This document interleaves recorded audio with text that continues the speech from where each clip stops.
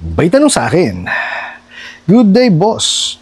Hindi makakapag-loan sa Pag-ibig kung may pangalan sa CIC kasi nasa rule nila na dapat malinis credit history. Issue pala ito kung sakali sa mga government benefits loan. Pinapakailaman nila credit history mo bago makapag-loan, lalo na sa Pag-ibig Fund." Alright, napakagandang mensahe po nito, pero bago natin sasagutin, imbitahan ko muna sana kayo na pakisuportahan po sana aking mga social media accounts sa YouTube, Facebook, and TikTok. Okay, dito po sa video natin, liliwanagin po natin yan, no, na totoo ba yung pinananakot itong mga bugok at abusadong online lending apps na pagka raw po tayo may record sa CIC, hindi ho tayo makakapag-loan sa Pag-ibig. O isama na ho natin yung sa SSS. Okay po, aalamin po natin yan sa video natin ngayon, pero bago ho yan, disclaimer po muna, hindi po ako abogado, ako po yung maniningil. Lahat po na sinasabi natin sa ating mga video is based on my experience at syempre po sa ating po pagsasaliksik at pagtatanong sa mga kaibigan po nating abogado. At isa pa po, hindi ko po kinukonsente ang hindi pagbabayad ng utang dahil ang utang ay responsibilidad at obligasyon na dapat po nating bayaran. Ang hindi po ako pabor ay doon sa maling pamamaraan ng pautang at maling pamamaraan ng paniningil. Sagutin po natin yung pinadala nyo pong mensahe. Okay, so sabi nyo nga is, hindi makakapag-loan sa Pag-ibig kung may pangalan sa CIC. Kasi may nasa rule po na dapat malinis ang credit history. Okay, so question mark yun. Issue pala yan. Ito sabi niya, issue pala to kung sakali sa government benefits. Pinapakailaman nila credit history bago makapag-loan lalo sa Pag-ibig Fund. Okay, linawin po natin yan. Okay? Unang-una, hindi ho nila pinapakailaman yun. No? Yung mga nasa yung mga miyembro po ng CIC, hindi ho nila pinapakailaman yung inyong sinasabi credit history. Kayo po ang gumagawa niyan. Okay, sila po taga-report lang. Okay po, sana malinaw to ha. Ito po ha, ang CIC po kasi na-create yan because of the KISA, yung Credit Information System Act of the Philippines. So, na-create po siya. Ito po is yung lagakan po ng ating basic information. Actually, dapat yan, lahat po ng lending, financing banks, no, ay miyembro po ng CIC bago sila makapagsimulang magpautang. Okay? Kasama dapat yan sa sa registration But unfortunately, hindi po napatupad pa yan. So, ang alam ko po, yun ang gagawin na. Ngayon po, diretso na tayo, ha? Sigurado po yan, magkakaroon kayo ng record sa CIC kung kayo po'y nakapanghiram na sa mga lending, financing banks na miyembro po ng CIC, meaning submitting entity po. Kasi they are required, no, to report every month, 30 days po yung isang cycle. Okay, so every month po yan nagpapadala sila ng update. Bakit po kailangan magpadala ng update? Kasi po, for example, hindi kayo nakabayad ngayon. So, yung lalabas po doon, wala kayong bayad. Yun po yung unang update. Ngayon, after sumunod na buwan, nakapagbayad kayo, so updated siya dapat. Makikita, may binayad to. Kaya po siya tinawag na credit history. Kasi nakikita yung inyo pong, kumbaga, manner of payment. Okay, ulitin natin ha. Lahat po ng mga pautangan, mga lending, financing, bangko, or even tong mga OLAS, kung sila po ay member ng CIC, magkakaroon po talaga kayo ng record dyan.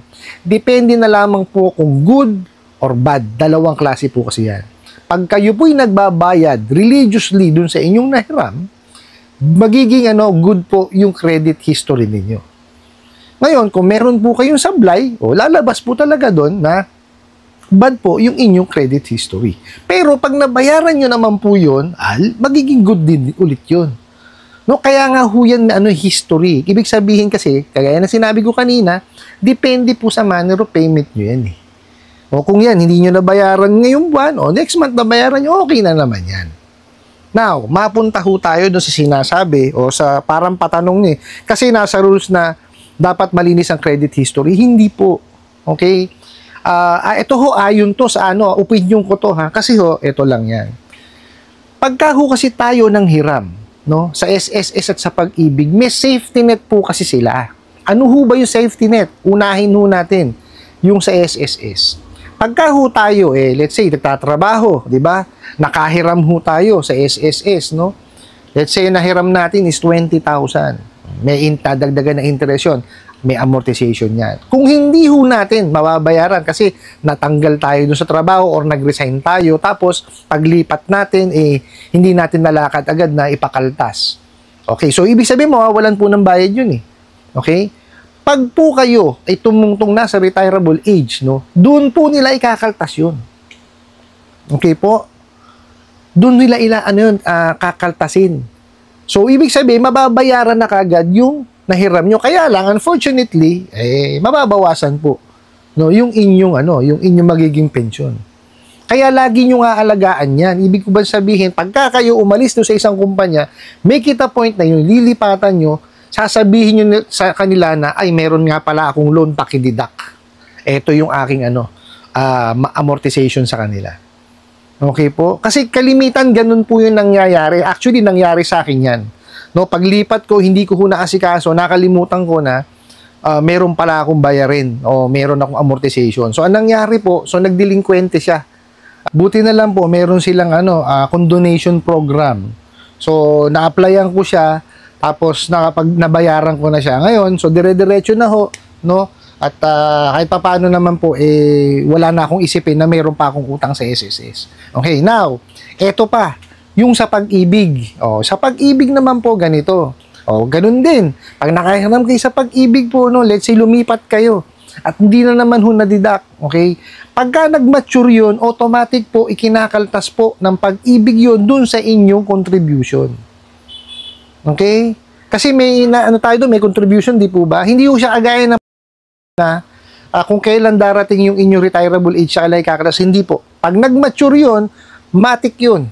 Kakaltasin po yun, no, ni pag-ibig. Okay? Kaya wag ho kayo naniniwala dyan sa mga bugok na ahente ng online lending apps. Nasasabihin na may epekto po yan sa inyong SSS loan, pag-ibig loan, kalokohan ho yan. No, kasi may safety net po yung ating yung SSS tsaka pag-ibig pagdating po sa mga loan na ganyan. Okay? Kasi ang mahirap kumbaga yung isinasaksak na na information itong mga bugok na ahente ng online lending apps tinatanggap lang natin ng tinatanggap. Hindi po, gumawa po tayo ng sarili nating due diligence para malaman po natin yung kung ano ba yung tama. Okay, ngayon, hindi na kayo mag-research, sinabi ko sa inyo. Diba? Pero ito ho, sasabihin ko sa inyo. No, meron kasi nakalagay dito pinapakailaman nila credit history mo bago makapag-loan. Hindi po. Ang credit history po, kayo po ang gagawa niyan. Okay? Pero ito lang po sasabihin ko sa inyo, hindi ho lahat, no, ng miyembro ng CIC ay tapat. Bakit? Kasi ho, ganito yan, ha? Kung yan, bugo at abusadong online lending apps at nabayaran mo na, hindi ho natin alam kung nire-report niya mga bugok na yan. Mga bugok nga ho Di po ba? Kaya sabi ko sa inyo, napaka-importante na itatabi po ninyo yung inyong proof of payment. Kung kayo po ay nagbayad online, screenshot nyo po at itabi nyo. Kung kayo naman po ay nagbayad sa mga payment channels, kasi syempre, thermal paper yun, nabubura. O, i-picturean nyo po. Or i-photocopy po ninyo, tsaka nyo itabi. At least, kung ano man po ang mangyari. Di po ba? Kung kayo po ikukulitin, o di kaya meron silang sasabihin na manghihiram kayo, ganito. For example, ito na lang, manghihiram kayo sa ibang mga lending. Nakita sa CIC, may hindi pa kayo bayad sa bugo at abusadong online lending. Pakita nyo, ito, bayad do ako. O, di po ba? Makakapag-contest ngayon ho kayo sa CIC niyan. Bakit hindi in-update yung record ko kamo? Bayad ako, ayan oh. So ngayon, ifa-flag po ng CIC yung kanilang membro na yon. Oy, iayusin mo to. Bayad pala yung kliyente ninyo. Okay? Kasi may ang CIC po, may patakaran yan na kailangan sundin po nung nagpapautang. Kaya nga po yan, may 30 days po yan para sa isang cycle. Kailangan i-update nila kung ano man po yung dapat i-update. Okay? Hindi ho kasi kagaya niyan ng NFIS. Yung sa mga bangko, yung negative file Information System, NFIS. Doon po, puro negative lang ang lumalabas. Pagka napunta kayo doon, ay kawawa talaga kayo. Ibig sabihin nun, panghabang buhay na ho doon yun. At unless, pag binayaran nyo, nakalagay lang doon, close account. Pero sa kanila, ang tagging nila no, negative na. Unlike ho kasi sa CIC, sumablay ka ngayon, susunod na buwan, nagbayaran mo na, okay na yon. Kumbaga, malinis. Ang kagandahan ho kasi sa CIC, nakikita po yung inyong credit history. Ibig sabihin, yung manner of payment po ninyo, nakikita.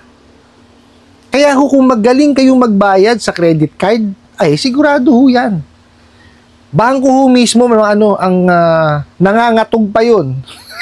Talaga, opera kayo, o loan kayo. Totoo po yan.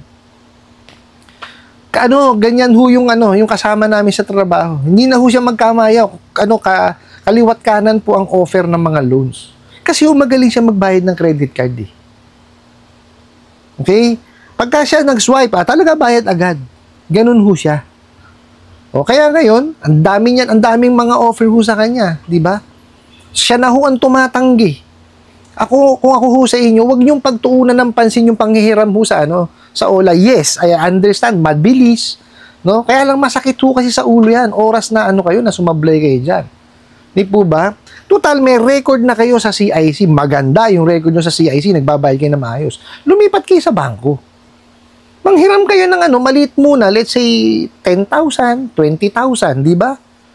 Bayaran nyo ng maayos. Ay, sabi ko sa inyo, dire-diretso ho yan. Di kaya kumuha kayong credit card. Kaya lang ho, napakalaking obligasyon ng credit card. Hindi ho basta-basta. Hindi ho po pwede swipe dito, swipe doon, tapos minimum payment, hindi ho.